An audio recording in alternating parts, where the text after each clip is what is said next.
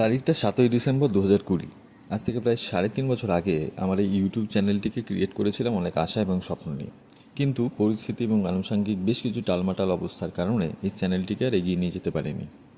কিছুদিন আগে হঠাৎই মনে হলো নতুন করে আবার শুরু করা যাক।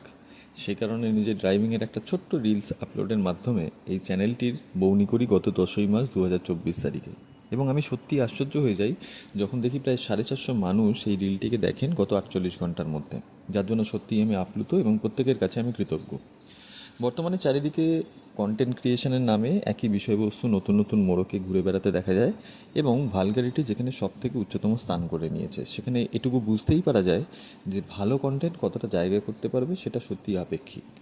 তবে চেষ্টা করব এই চ্যানেলটির মাধ্যমে নতুন নতুন ইউনিক কন্টেন্ট তুলে ধরার, নিজের চাক্ষুষ অভিজ্ঞতা, বিচার বুদ্ধি এবং লেখনীর মাধ্যমে।